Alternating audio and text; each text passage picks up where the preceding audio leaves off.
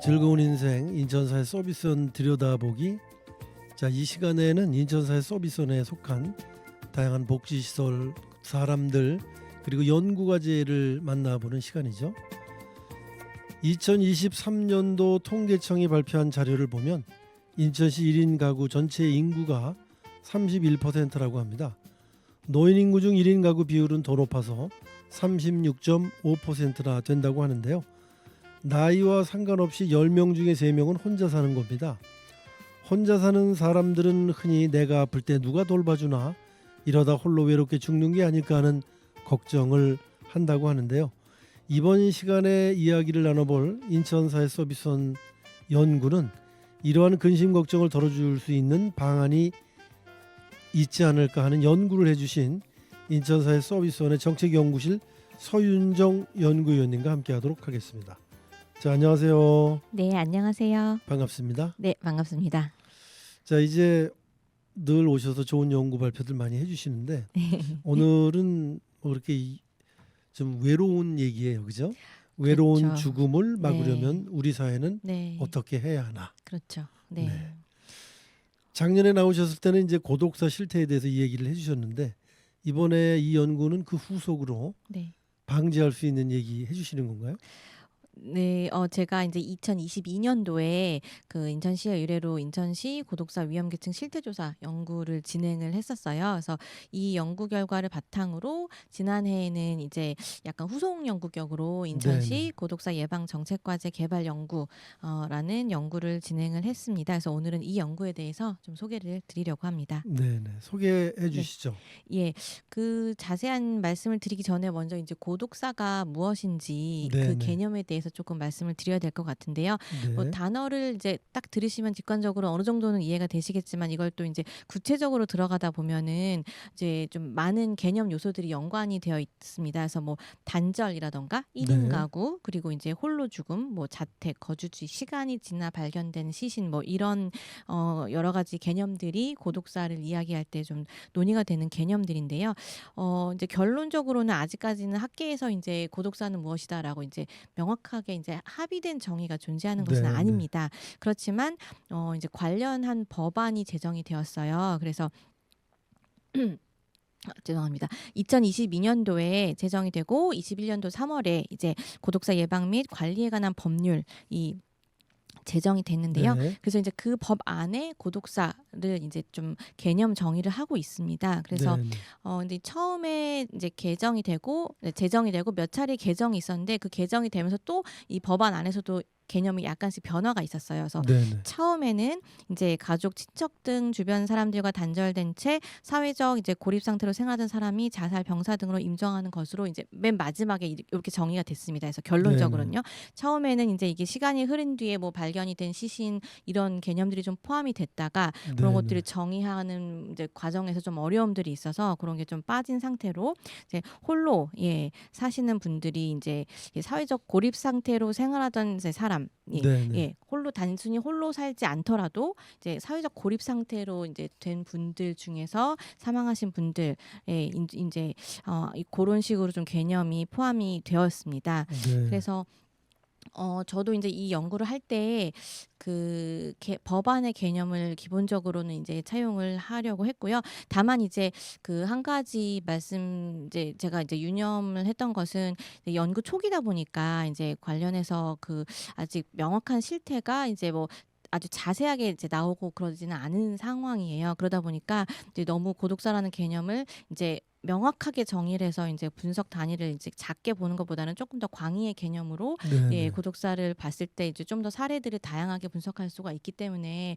연구 초기에는 좀 그러한 접근 방식이 조금 더 유용할 수가 있다는 생각으로 제가 이제 법적인 개념 정의에다가 조금 그 입회자 없이 거주지 또는 이제 그 밖의 장소에서 홀로 죽음을 맞이한 네네. 경우를 포함을 시켜서 같이 고독사 사례로 좀 보면서 분석을 진행을 했습니다. 네네. 네.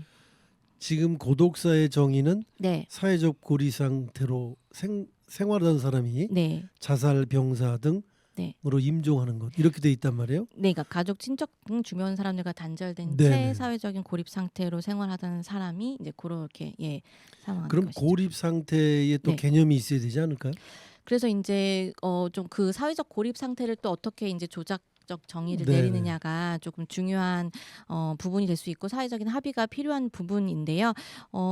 쪼금 또 견해가 좀 차이가 있습니다. 그래서 이제 네네. 이런 어 쉽게 말씀드리면 뭐 공적인 서비스를 주 1회 이상 이제 제공을 받는 분들의 경우에는 사회적 고립 상태에서 어 이제 제외하는 게 맞지 않냐라는 견해들도 있고, 뭐 그렇다고 해도 이제 고립감이라는 게 주관적인 그런 인제 어떤 감정적인 부분이다 보니까 너무 이제 그런 어떤 그 서비스 제공 여부로만 이제 봤을 때에는 이 그렇게 그렇다 해도 내가 이제 개인적으로 외롭고 고독할 수가 있는 것이기 때문에 그런 음. 주관적인 부분에 대한 질적인 부분도 이제 좀 염두를 해야 된다라는 견해도 있고요. 그래서 인제 좀 그런 부분은 좀 추가적으로 계속 좀 논의가 필요한 부분인 것 그렇겠네요. 같습니다. 네.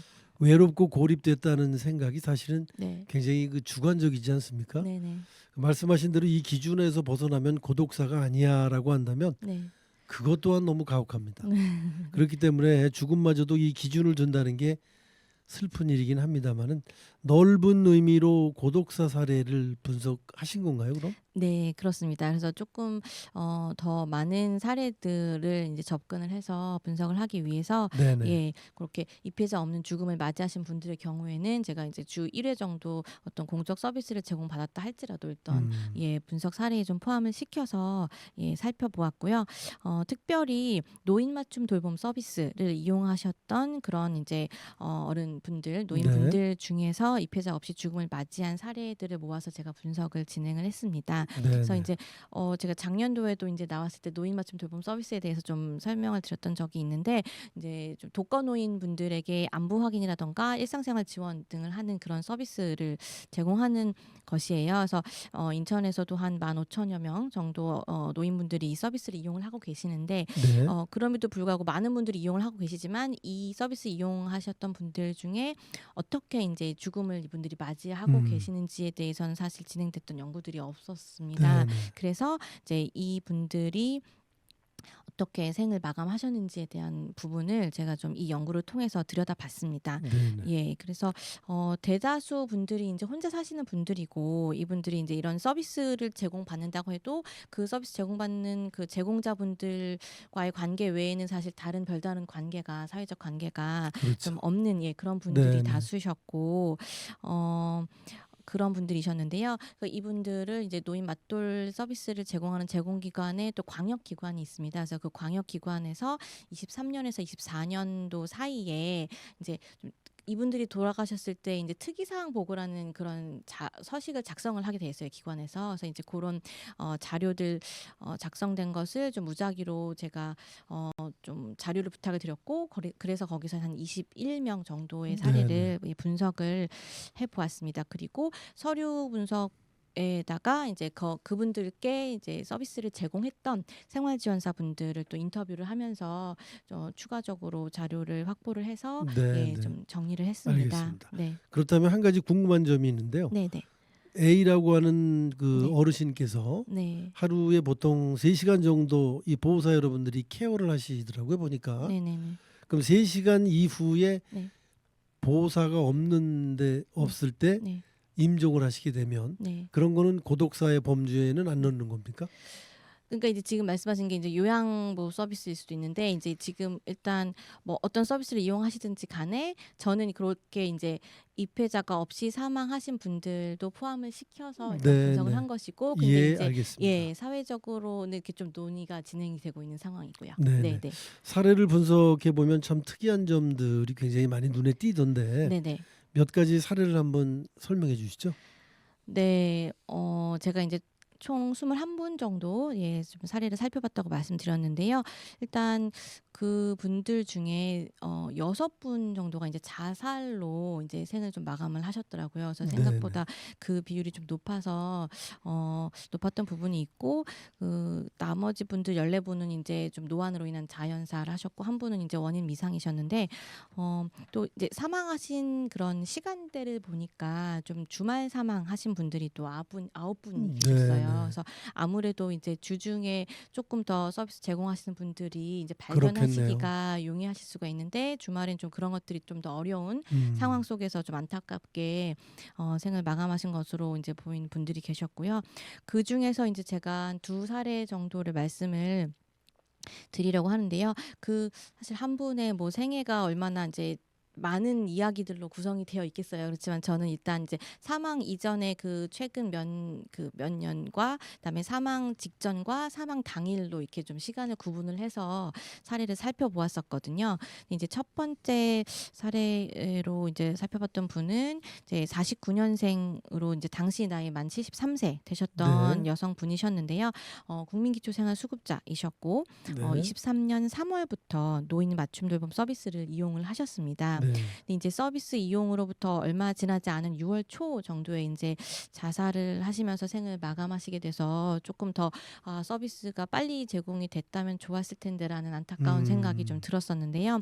이분의 이제 사망 이전 삶을 조금 들여다보면 이제 재혼을 하신 남편분이 계셨는데 이분하고 사이가 좋으셨던 것 같아요. 근데 네. 이제 네. 이 남편분이 사망을 하시게 되면서 심리적인 상실감이 음. 매우 큰 상태이셨고요. 그래서 이제 그 허리 통증이 많이 있으셔서 좀 그 걷기 힘드신 부분이 있었는데 이제 경제적인 여건으로 인해서 이제 계단을 내려가야지만 나오는 그런 반지하 원룸에 네. 예, 사시고 계셨고 이 집으로 이사 오실 당시에도 이제 그 돌아가신 그 남편의 유골함을 이렇게 품 안에 안고 이사를 음. 하셨다고 해요. 그러니까 이제 남편과의 그런 그 관계가 좋으셨는데 이제 뭐랄까 상실감들이 크셨던 것을 추측을 해볼 수가 있고 그다음에 이제 수급비를 받으셨는데 수급비를 받아도 일부는 이제 월세를 내시고 나서 나머지로 생활비 충당이 안 되셔서 이제 사망하시기 한 1년 전 정도부터는 집주인분께 계속 돈을 이제 좀 꾸어서 이제 쓰시고 다시 수급비가 나오면 또 일부 갚으시고 이런 이제 음. 상황들이 반복되었다고 합니다. 네네. 그리고 이제 그 원인을 알 수 없는 허리 통증이 있었다고 말씀드렸는데 그래서 정형외과 약을 복용 중이셨는데 그 다른 곳으로 좀 이사를 하고 싶으신 욕구가 크셨고요. 그리고 이제 집주인과 또 병원 입원 때 알게 됐던 어떤 지인 2명을 제외하고는 특별한 다른 사회적인 관계는 없으셨던 걸로 파악이 됐습니다. 근데 네네. 이제 사망 직전의 삶을 다시 한번 보면 이제 계단에서 넘어지셔가지고 이제 병원에 입원하셨다가 퇴원하셨다 하는 일들이 좀 몇 차례 반복이 됐었고요. 그런 상황에서 이제 아무래도 좀 심리적으로 더 위축이 많이 되셨다고 생각이 되고 네네. 그래서 사망 전월에 을왕리 해수욕장을 방문을 하셨었다고 그걸 이제 생활지원사분께 말씀을 하신 거예요. 근데 거기서 휴대폰을 잃어버렸다. 근데 이제 그게 이제 돌이켜 생각해 보면 자살 전조 증상이었던 건데 네네. 그거를 이제 잘 알아차리지는 못했던 음. 것들이죠. 주변에 계셨던 분들이 그랬는데 이제 계속 그 주거지 이전을 위해서 LH에 임대주택 신청을 하기를 원하셨고 그래서 그 부분을 가서 상담을 받으셨는데 이제 답변은 좀 예비비 그런 부족으로 인해서 지금 현재는 좀 신청이 불가하다라는 네. 답변을 받으시고 굉장히 실망을 좀 많이 하셨다고 합니다. 그래서 네. 이 부분이 이제 계속적인 그런 어려움들이 있었지만 어떤 이렇게 좀 그 계기가 되는 또 주요한 이벤트들이 있을 수가 있거든요. 근데 이제 이분께는 이제 그런 답변을 들었던 것, 그래서 주거지를 내가 이제 이사할 수 없게 된 것을 확인을 하시게 된 상황이 좀 또 크게 작용을 한 어떤 네 중요한 계기가 됐다고 보이고요. 그리고 이제 사망 당일날 그래서 어떤 일이 있었는지를 살펴보면 이제 생활지원사 방문일이 정해져 있는데 방문일이 아니었는데도 계속 오전에 이제 한 4차례 정도 전화가 오셨다고 해요. 음. 그래서 이제 좀 방문을 해달라. 그래서 이제 이분이 이거 오늘 가는 날이 아닌데 그렇지만 그래도 하도 이제 오라고 하시니까 막상 이제 갔더니 내가 이제 속옷이 입을 게 없으니까 속옷 빨래를 해달라라고 하셔서 네네. 제가 내일 오는 날이니까 내일 와서 해드릴게요 했더니 아니다 내일 입을 게 없다라고 하셔서 이제 내일을 생각을 하고 계셨던 거죠. 그런 대화를 생각을 해보면. 근데 그래서 네네. 이제 이 생활지원사분께서 속옷을 이제 좀 정리를 하시고 그리고 내일 다시 오겠다라고 이제 나오셨는데 그날 오후에 이제 을왕리 해수욕장에 다시 가셔서 이제 바다에 그 자살을 하신 네. 것들이 주변에 이제 이렇게 지나가던 행인분이 보시고 신고를 해서 네, 행정복지센터를 통해서 이 생활지원사분이 들으시게 된 그런 음. 사례였습니다. 그래서 굉장히 안타까운 사례이고요. 네, 고독사 네, 하시기 전에는 어느 네, 정도 네. 느낌 같은 게 있군요.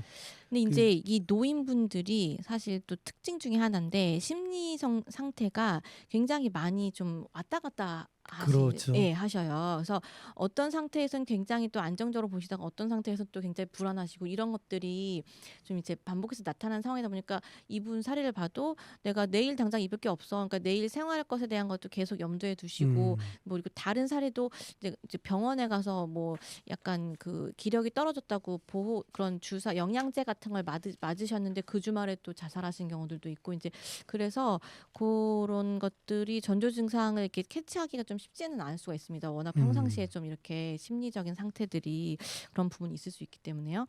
근데 이제 또 다른 사례를 살펴보면 이제 이 네네. 사례는 경제적으로도 좀 어려우셨고 주거지도 좀 열악하셨고 이런 사례였기 때문에 대부분이 그러면 그런 분들이 고독사를 하시나라고 생각하실 수도 있는데요.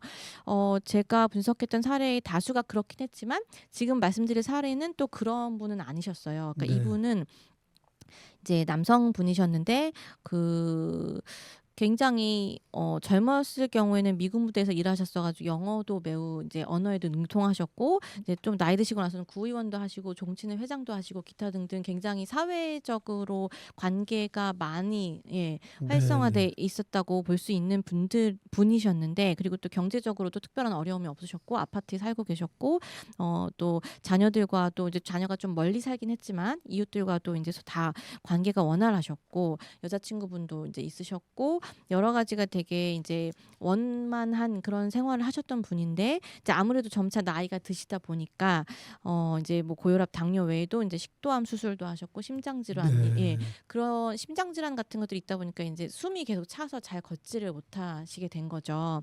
조금만 걸어도 이제 숨이 헉헉헉 하니까 그래서 병원을 되게 자주 방문을 하셔야 되는 상황이었는데 이런 부분들이 이제 내가 자녀한테 폐를 끼칠 수도 없고 주변에 이용할 수 있는 서비스도 그렇게 많지가 않다는 것들을 생각하시고 저는 민폐가 될 수는 없겠다라는 생각으로 이제 아파트에서 스스로 또 이제 좀 생을 마감하신 그런 사례도 있었습니다. 그래서 네. 이분 같은 경우에는 말씀드렸던 것 같은 통상적인 뭐 경제적으로나 뭐 주거 상황이나 이런 거 열악한 분들이 음. 아니셨는데 예, 이제 건강의 악화로 인해서 이제 그런 결정을 또 하시게 된 경우도 있고 이 외에도 예, 많은 사례들이 있었는데 네네. 일단 제가 예, 그렇게 두 사례를 조금 말씀을 드려봅니다. 그 사례를 네, 들어보면 이 네, 고독사라고 하는 게 그냥 보통 사람들이 음, 생각하기에는 음, 몸이 아프고 가족이 떨어져 있다든가 네, 경제적 사정이 좀 어렵다든가 네, 뭐 의지할 데가 없다든가 뭐 이렇게 네, 결론을 많이 네, 생각을 하는데 네, 네. 지금 사례를 들어보면 네. 결코 그런 것만도 아니네요. 그러니까 그런 사례들도 있지만 또 그렇지 않은 분들도 계시기 네네. 때문에 이것을 단순히 네, 취약계층만의 문제라고 또 보는 거는 그렇죠. 네. 네네 저는 조금 조심해야 될 것 같습니다. 네. 네. 그런데 뭐 무슨 공통점 같은 게 발견이 됐나요? 네, 그러니까 사례를 분석하다 보니? 지금 이제 말씀드렸던 것처럼 조금 이제 그 다양한 사례들이 있기 때문에 이것을 이제 뭐 어떻게 유형하거나 이러는 게 조금 어려울 수는 있지만 일단 대부분 모든 사례에서 건강에 대한 문제는 음. 있으셨습니다. 그래서 다양한 질환을 가지고 계셨고요. 그게 이제 어떤 것인지는 차이가 있었지만 당뇨나 고혈압, 뭐 관절염 등의 노인성 질환은 물론이고 심장 질환이나 뭐 치아 부식, 알코올 사용 장애, 뭐 이런 다양한 질병이나 이런 것들에 노출이 되어 있으셔서 건강 문제가 굉장히 중요하게 접근해야 될 예방에 있어서는 예, 그런 사안이라는 걸 생각해 볼 수가 있었고 원가족과 이제 단절이 되어 있거나 사회적으로 고립되어 있는 분들이 다수이긴 하셨습니다. 그래서 이제 그러다 보니까 영양 상태도 안 좋아지고 그러다 보니까 이게 또 건강 악화로 네네. 연결되는 그런 악순환들이 나타나기도 했고 그다음에 또 이제 주거 환경도 말씀드렸던 것처럼 이제 좀 다수가 일단 다세대 주택이라던가 뭐 원룸이라던가 쪽방이라던가 이제 그런 뭐 재개발 지역 이제 빈집이 많은 그런 재개발 지역들에서 사시는 분들도 계시고 이제 열악한 주거 환경이 있으신 분들이 있으셨고 그리고 이제 그런 것들이 좀 중요한 그러니까 공통적인 요인이긴 했지만 이제 좀 어려운 것이 이게 하나의 요인이 고독사를 이르게 하는 건 아니라는 거예요. 그렇겠네요. 그래서 굉장히 네, 다양한 그렇습니다. 다면적인 그런 요인들이 이제 복합적으로 작용해서 음. 고독사에 이르게 한다는 것들을 발견할 수가 네, 있었습니다. 네. 알겠습니다. 네. 뭐 하나로 톡 특정할 수는 없다. 네네. 그렇게 저도 지금 이해를 했습니다. 공통점이 있으나 그 공통점은 네, 건강에 대한 네네. 부분이 어려움이 공통, 예. 있으셨고, 네네. 항상 그 건강해야 된다는 생각들 그래서 많이 하시더라고요. 네, 아무래도 건강이 이제 건강 상태가 나빠지시게 되면 점점 이제 외출도 못 하시게 되고 이제 그러면 이제 공간적으로도 일단 고립이 될 수가 있고 하기 네네. 때문에 누군가가 집에 와서 방문을 해주지 않으면 내가 이제 스스로 나가기 어려운 상황이 될 수도 있고 이제 그러다 보면 점점 고립으로 이어질 수가 있기 때문에 예, 건강이 중요한 이슈가 네네. 예, 된다고 할 수 있겠습니다. 뭐 죽고 난 다음에야 무슨 상관이 있냐 이렇게 생각할 수 있겠지만 누구나 죽음에 이르는 과정 그 후로는 걱정을 많이 하잖아요. 네, 그래서 그렇죠. 우리가 그 존엄한 사후라는 표현 네, 마음에 와 닿기도 하는데 네, 지금까지 말씀하신 사례는 거의 이제 노인 사례로 말씀을 해주셨는데 네, 네, 중장년 고독사도 네. 문제가 많이 되고 있는데 네, 고립운동하는 청년들까지 네. 이들은 연구 대상에 포함되지 않았나요? 그럼?